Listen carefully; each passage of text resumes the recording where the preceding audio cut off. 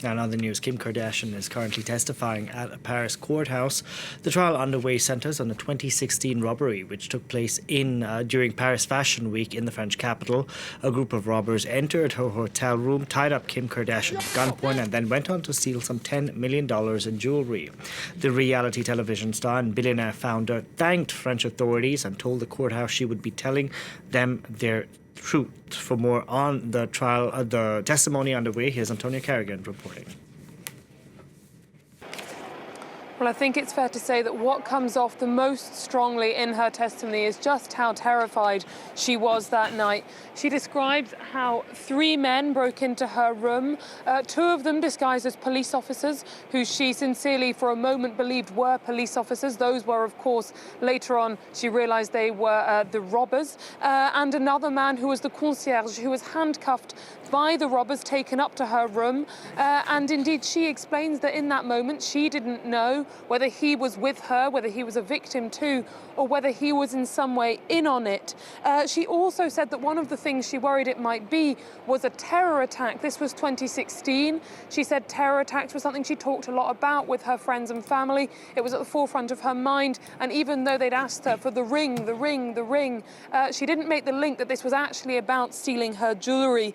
She then described in quite uncomfortable detail the way she was manhandled as they tied her up, the way she was wearing quite a light dressing gown at the time, and at certain points her whole body was exposed and she was held at gunpoint.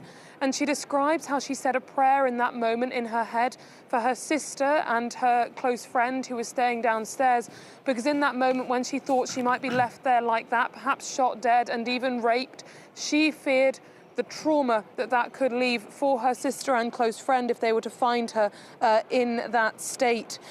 She kept asking the concierge if they were going to live or not, she says, and he kept looking back at her as if to say, I don't know. She also describes one of the robbers, who she described as having a behaviour that was almost paternal towards her, leaning in before he put the tape over her mouth, saying, shh, and you okay? That's before he taped her mouth shut, and the 2 men then carried her through to the bathroom where they left her tied up and gagged on the floor.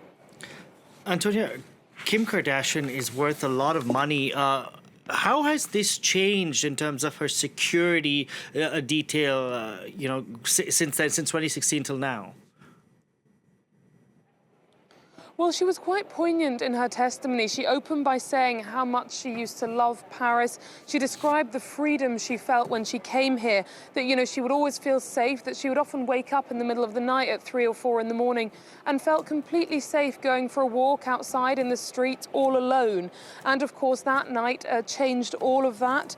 She says now, even at home, she can't sleep unless there are 4 to 6 night guards standing by.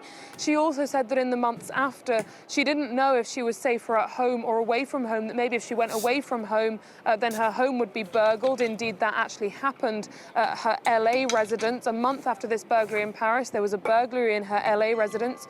She was in New York at the time, and she said that LA burglary seemed to be inspired by the one in Paris, or motivated in some way, as if they were given some new can-do attitude, like suddenly it was possible to burgle Kim Kardashian.